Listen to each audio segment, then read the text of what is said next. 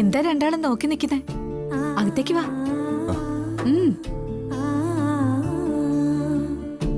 വാ മോളെ.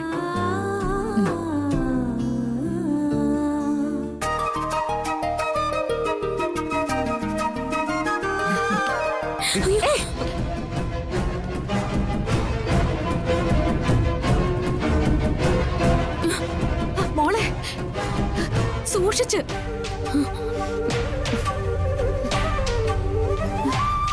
ഇനി വളരെ സൂക്ഷിക്കണം.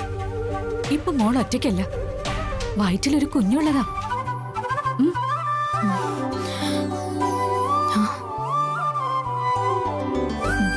വാ, കേറി വാടാ.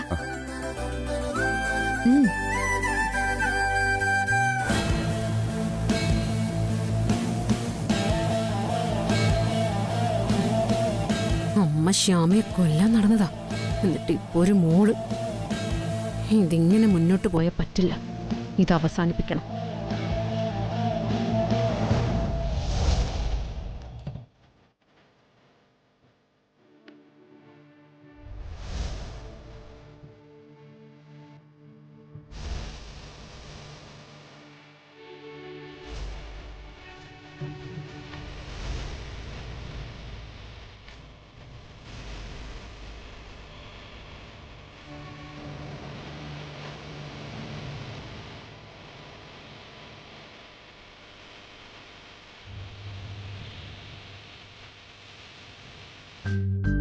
മോൾ ഇവിടെ ഇരിക്കും. ഇരിക്കും മോളെ. സൂക്ഷിച്ച്.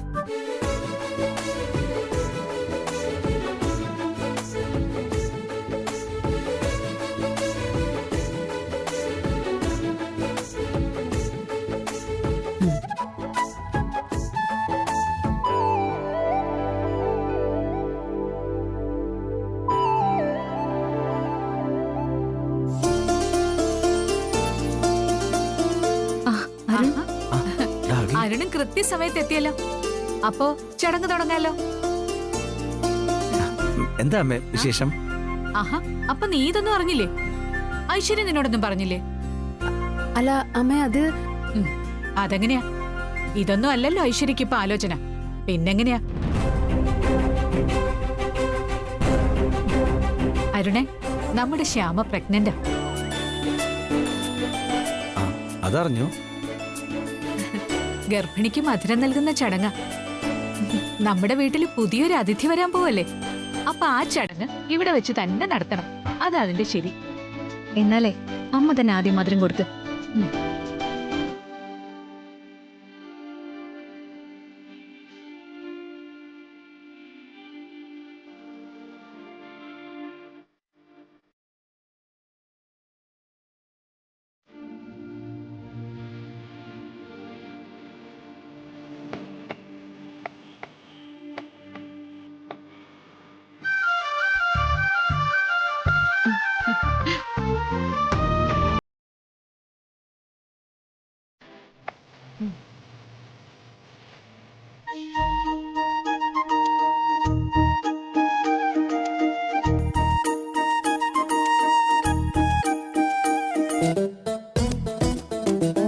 ഇനി അച്ഛൻ.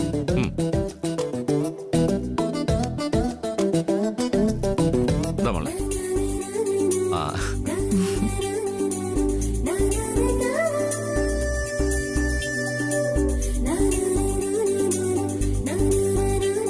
അഖി, മധുരം കൊടുക്ക. കൊടുക്കടാ.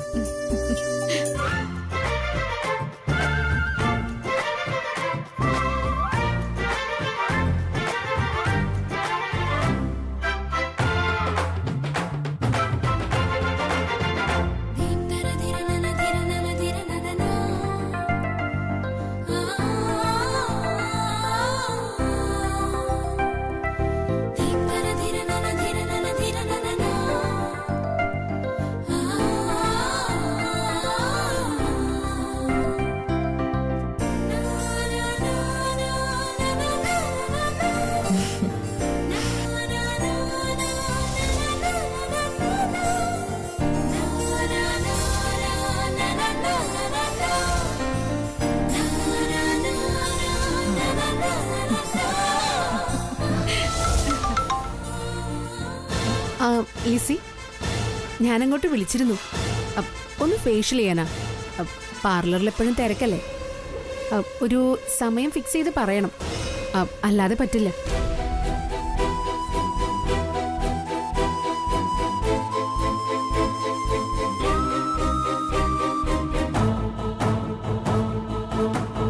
ഞാൻ പറയുന്നത് അങ്ങോട്ട് കേട്ടാ പോരെ. വെറുതെ അല്ലല്ലോ ക്യാഷല്ലേ തരുന്നേ. ഐശ്വര്യ, ഇവിടെ നല്ലൊരു ചടങ്ങ് നടക്കുക. സംസാരിക്കുന്നുണ്ടെങ്കിൽ കുറച്ച് മാറി നിന്ന് സംസാരിക്കും. എന്താ പറഞ്ഞത് ഇഷ്ടായില്ലേ? ഇനി നീ മാത്രമേ ശ്യാമയ്ക്ക് മധുരം കൊടുക്കാനുള്ളൂ. മധുരം കൊടുക്ക്. അതമ്മ അല്ല, നീ ഈ ചടങ്ങെങ്കിലും ചെയ്യും. അങ്ങനെയെങ്കിലും നിനക്കും ഇങ്ങനെ ഒരു ചടങ്ങ് വേണമെന്നുള്ള തോന്നലെങ്കിലും ഉണ്ടാവട്ടെ.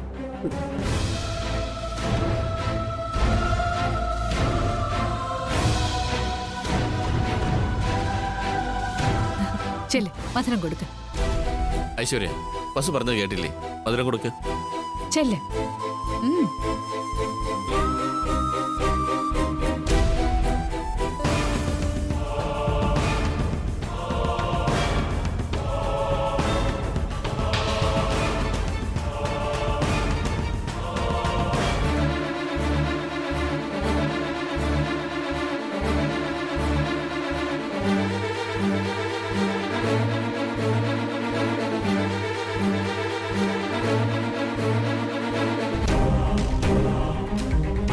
എന്നെ തോൽപ്പിച്ച ഭാവത്തിലാ നീ ഇരിക്കുന്നേ. പക്ഷേ ഈ സന്തോഷത്തിന് അധികം ആയുസ് ഉണ്ടാവില്ല ശ്യാമേ, ഓർത്തോ.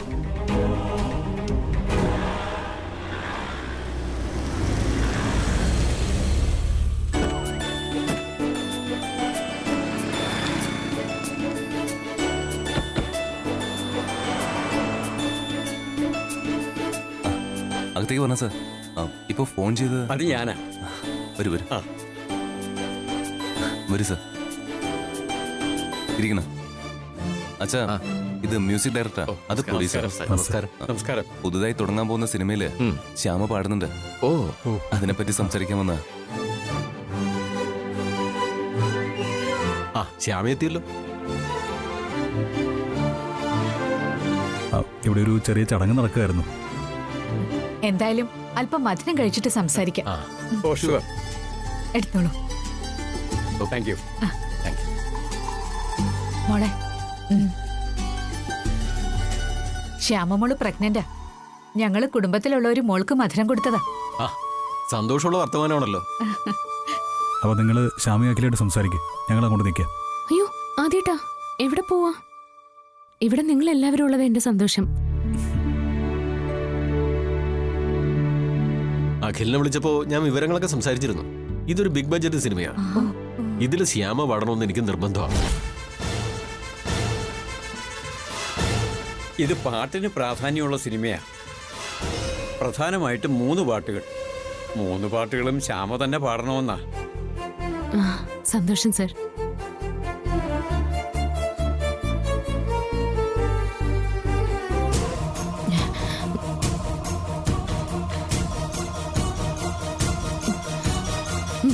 ശ്യാമേ, മോളെ, അഖിൽ. ശ്യാമേ, എന്താ? ഒന്നുമില്ല.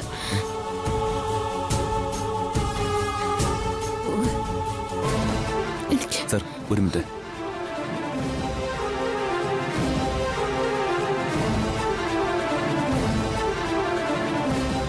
കുറച്ച് മധുരം കഴിച്ചു. ചിലപ്പോ അതിന്റെ സ്മെല്ല് ഇഷ്ടമായി കാണില്ല, അതായിരിക്കും.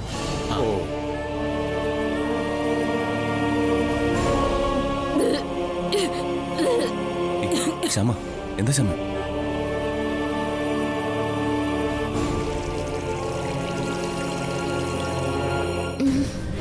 സാരില്ല. എന്താ ശ്യാമേ? കുഴപ്പമെന്തെങ്കിലും ഉണ്ടോ? സർ കുഴപ്പമില്ല, ഞാൻ ഓക്കെയാ. ബിഗ് ബഡ്ജറ്റ് സിനിമയിൽ പാടാൻ ശ്യാമയ്ക്ക് അവസരം കിട്ടിയ കണ്ടില്ലേ? അതും ഈ ചടങ്ങ് നടക്കുമ്പോ. ഇതെല്ലാം ദേ ഈ വയറ്റിൽ കിടക്കുന്ന കുഞ്ഞിന്റെ ഐശ്വര്യ. അഖി പറഞ്ഞത് ശരിയാ. എല്ലാം പിറക്കാൻ പോകുന്ന കുഞ്ഞിന്റെ ഭാഗ്യം തന്നെയാ. പിന്നെ ദേ അവിടെ അന്വേഷിക്കുന്നുണ്ട്, അങ്ങോട്ട് ചെല്ലേ. തമ്പാ.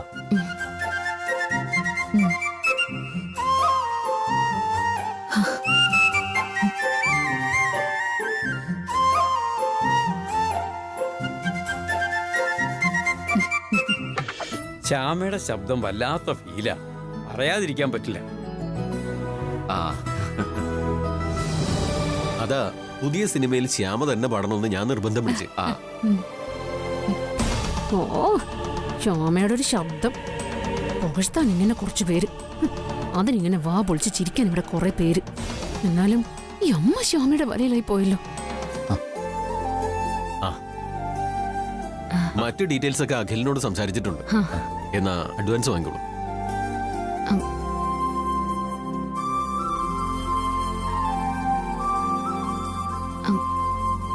മേടിച്ചോ. ഈശ്വര,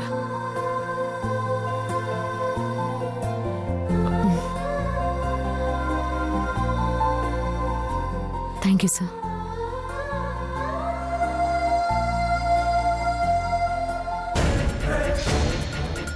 എന്നാ ഞങ്ങൾ ഇറങ്ങട്ടെ. ആ ശരി സാർ.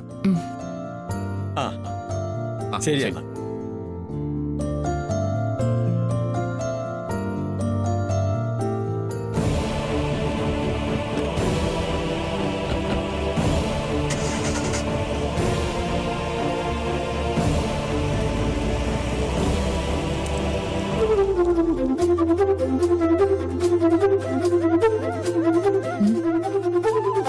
അമ്മ, ആദ്യമായിട്ട് എനിക്കൊരു സിനിമയ്ക്ക് കിട്ടുന്ന അഡ്വാൻസാ. അമ്മ ഇത് വാങ്ങണം.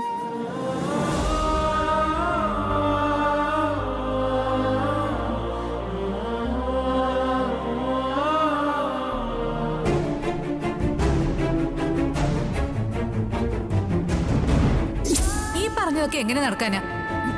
വിസ്മയ്ക്ക് വേണ്ടി ശ്യാമ പാടുകയെ കേട്ടിട്ട് അത്ഭുതം തോന്നുക. അതെ, പറഞ്ഞതൊക്കെ സത്യമാണ്. ഇവൾ ഓരോന്ന് പറഞ്ഞ് ആനന്ദേട്ടനെ തെറ്റിദ്ധരിപ്പിച്ചിരിക്കുക. ഇതൊന്നും നടക്കില്ല. അതിനുള്ള കഴിവ് ഈ ശ്യാമയ്ക്കുണ്ടോ? സംഗീതം എന്ന് പറഞ്ഞ എന്താന്ന് വിചാരിച്ചിരിക്കുന്നേ? അത് ഏറ്റവും വലിയ സിദ്ധിയാ.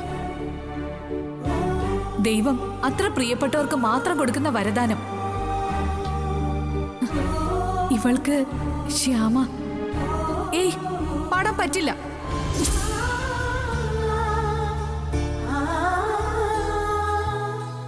അമ്മ ഇത് വാങ്ങണം.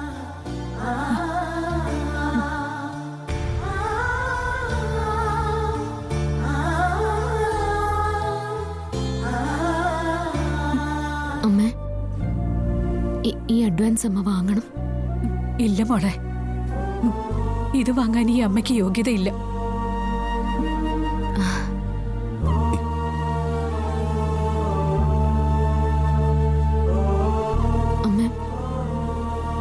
അമ്മയ്ക്ക് ഞാൻ സ്നേഹത്തോടെ തരുന്നതാ.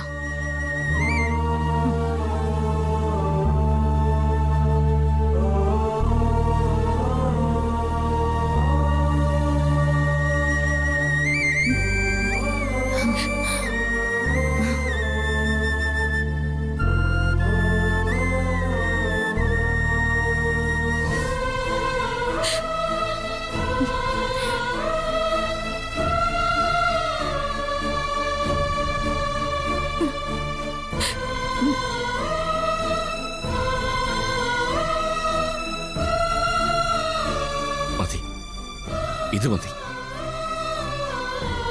ചെയ്തു പോയതിനെല്ലാം ഉള്ള വസുവിന്റെ പശ്ചാത്താപത്തിന്റെ കണ്ണീര. ഇത് തന്നെയാണ് പ്രായശ്ചിത്തം.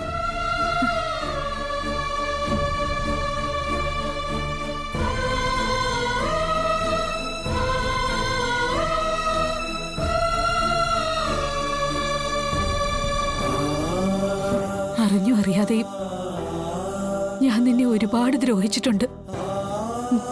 പക്ഷെ ഒന്നിനും മാപ്പ് പറയുന്നില്ല. അമ്മ,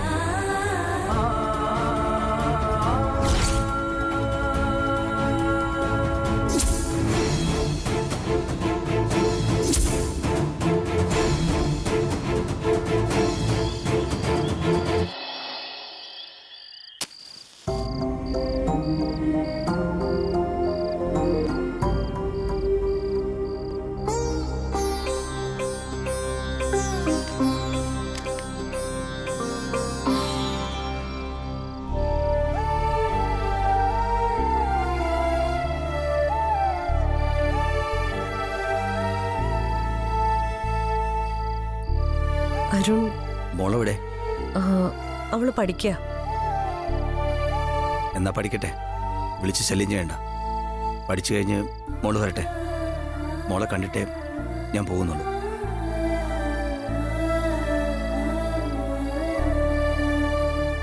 അരുൺ, ഞാൻ കഴിഞ്ഞ ദിവസം പറഞ്ഞതാ. അരുൺ മറന്നോ? എന്താ? അരുൺ ഇവിടെ ഇങ്ങനെ വരുന്നത് ശരിയാവില്ല. എന്താ ശരിയാവാത്തെ? അത് ഞാൻ കാര്യം പറഞ്ഞല്ലോ. അരുൺ ഇപ്പൊ പ്രധാന ഐശ്വര്യ. അത് എനിക്കും കൂടി തോന്നണ്ടേ? തോന്നണം. അരുൺ അത് തോന്നണം. അതിനുവേണ്ടിയാ ഞാനിത് പറയുന്നത്. ഐശ്വര്യയുടെ കാര്യം അഭി എന്നെ പഠിപ്പിക്കണമെന്നില്ല. അരുണിനെ ദേഷ്യം പഠിപ്പിക്കാൻ വേണ്ടിയല്ല ഞാനിത് പറഞ്ഞത്. നിങ്ങളുടെ നല്ലതിന് വേണ്ടിട്ടാ. എന്ത് നല്ലതിന്? അരുൺ, ഇത്രയും നാള് ഞാനും എന്റെ മോളും ഇങ്ങനെയൊക്കെ തന്നെയല്ലേ കഴിഞ്ഞത്. ഇനി അത് മതി. പിന്നെ മോളുടെ ഭാഗ്യം കൊണ്ട് ഇടയ്ക്ക് കുറച്ചു നാള് അവൾക്ക് അച്ഛന്റെ സ്നേഹവും വാത്സല്യവും കിട്ടി. ഇനി ആ ഓർമ്മകളിൽ അവള് കഴിഞ്ഞോളും. വരട്ടെ, കുറച്ചുകൂടെ കഴിയട്ടെ. ഞാൻ അവളെ എല്ലാം പറഞ്ഞ് മനസ്സിലാക്കിക്കോളാം. ഇതെല്ലാം അഭിയാണോ തീരുമാനിക്കുന്നത്? ഈ അവസ്ഥയിൽ എനിക്ക് അങ്ങനെ ഒരു തീരുമാനം എടുത്തേ പറ്റൂ. അഭിയുടെ കാര്യത്തിൽ അങ്ങനെ ഒരു തീരുമാനം എടുത്തോളൂ. പക്ഷേ ശ്രീകുട്ടിയുടെ കാര്യത്തിൽ അത് വേണ്ട. വേണം, അത് വേണം. അല്ലെങ്കിൽ ഒടുവിൽ അത് എല്ലാവർക്കും വിഷമാവും. ശ്രീകുട്ടി എന്റെ മോളാ. അപ്പോ അവളുടെ കാര്യം തീരുമാനിക്കാൻ എനിക്ക് അവകാശമുണ്ട്. ഇല്ലെന്ന് ഞാൻ പറഞ്ഞില്ല. അപ്പോ എന്റെ മോൾക്ക് അവളുടെ അച്ഛന്റെ സ്നേഹം നിഷേധിക്കാൻ ഇനി ആർക്കും പറ്റില്ല. അത് അരുൺ, ഇക്കാര്യത്തിൽ ഇനി അഭി ഒന്നും പറയണ്ട, മനസ്സിലായല്ലോ? എന്റെ മോൾക്ക് അവളുടെ അച്ഛനെ കാണാനുള്ള അവകാശമുണ്ട്, ഇല്ലേ? അത് ഇല്ലെങ്കിൽ അത് പറയ്. അരുൺ, ഞാൻ വേണ്ട, കൂടുതലൊന്നും ഇപ്പൊ അഭി പറയണ്ട. ഇപ്പൊ ഞാൻ ഇവിടുന്ന് പോവാ. പക്ഷെ എന്റെ ശ്രീകുട്ടിയെ കാണാൻ ഞാൻ ഇനിയും വരും. അരുൺ,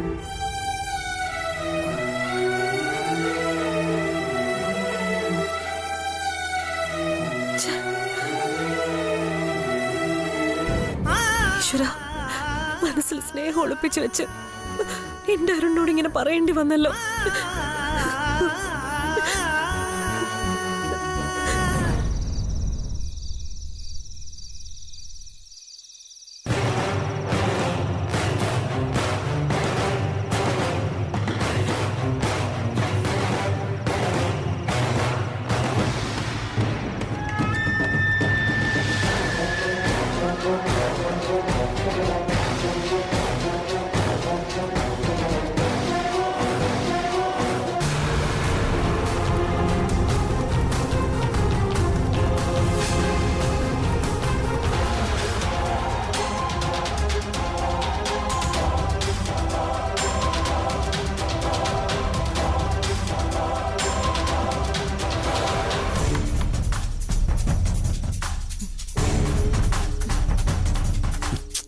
ഇവിടെ ഭാര്യ പറഞ്ഞൊരാള് കാത്തിരിപ്പുണ്ട്. ഭർത്താവെന്ന് പറയുന്ന ആളിന് കുറച്ചുകൂടെ നേരത്തെയൊക്കെ വരാം. എങ്ങനാ ഭാര്യയെന്ന് പറഞ്ഞാ മതിയോ? ആ ബോധം കുറച്ചെങ്കിലും മനസ്സിൽ വേണ്ടേ? അതില്ലെങ്കിൽ ഇങ്ങനെ ഇരിക്കും. പിന്നെ ആർക്കാണെങ്കിലും അങ്ങനെ സ്നേഹം വേണമെങ്കിൽ ജീവിതത്തിൽ ഒരു പെണ്ണെ പാടുള്ളൂ. പലർക്കും അതല്ലല്ലോ ഇവിടെ പതിവ്. ഇങ്ങനെയുള്ള ആണുങ്ങൾക്ക് എങ്ങനെ സ്വന്തം ഭാര്യയെ വഞ്ചിക്കാൻ കഴിയുന്നു? അതാ എനിക്ക് മനസ്സിലാവാത്തത്. ഇത്ര മനസാക്ഷി ഇല്ലാത്തവരെ പോയല്ലോ നിങ്ങളൊക്കെ. സ്വന്തം ഭാര്യയുടെ വേദന, കണ്ണീര് അതിന് യാതൊരു വിലയില്ലെന്നായോ? അം, ഇവിടെ ഞാൻ ദേഷ്യപ്പെടുന്ന ഭാര്യ, അവിടെ സാന്ത്വനിപ്പിക്കുന്ന ഭാര്യ. പക്ഷേ ഇവിടെ ഭാര്യ ദേഷ്യപ്പെടുന്നതേ ഭർത്താവിനോട് അത്രയ്ക്ക് സ്നേഹമുള്ളതുകൊണ്ടാ. ഭർത്താവ് നേർവഴിക്ക് നടക്കണമെന്ന് കരുതിയിട്ടാ. അതാരും തിരിച്ചറിയുന്നില്ല. സാന്ത്വനിപ്പിക്കുന്ന ഭാര്യ എന്നും കാണില്ല. സ്വന്തം കാര്യം സാധിക്കാൻ വേണ്ടിയിട്ടുള്ള അടവാ ഇതൊക്കെ. അവസാന കാലത്തും താങ്ങായിട്ട് കൂടെ കാണുന്നത് ദേഷ്യപ്പെടുന്ന, ഇപ്പൊ ഇഷ്ടമില്ലാത്ത ഭാര്യയായിരിക്കും. അതാരും മറക്കണ്ട. ഐശ്വര്യ എല്ലാ സത്യങ്ങളും അറിഞ്ഞു കഴിഞ്ഞു. അതാ ഇങ്ങനെ കുത്തുവാക്കുകളൊക്കെ പറയുന്നത്. ഓ, സാന്ത്വനിപ്പിക്കുന്ന ഭാര്യയുടെ അടുത്തുനിന്ന് വന്നതല്ലേ? അപ്പൊ പിന്നെ ഒന്നിനും മറുപടി പറയില്ല. ഐശ്വര്യ, എന്താ നിനക്ക് വേണ്ടേ? എന്തെങ്കിലും നിനക്ക് എന്നോട് പറയാനുണ്ടെങ്കിൽ അത് നേരെ മുഖത്ത് നോക്കി പറയും. അയ്യോ, ഞാൻ മുഖത്ത് നോക്കി പറയാനോ? ദേഷ്യപ്പെടുന്ന ഭാര്യ പറഞ്ഞാ ഇഷ്ടപ്പെടൂ? പുഞ്ചിരിച്ച് കൊഞ്ചിക്കൊഴഞ്ഞ് ഭർത്താവിനോട് സംസാരിക്കുന്ന ഭാര്യ അല്ലല്ലോ ഞാൻ. അതേടി, പുഞ്ചിരിച്ച് സംസാരിക്കുന്ന ഭാര്യ തന്നെയാ എനിക്കെന്നല്ല ഏത് പുരുഷനും ഇഷ്ടം.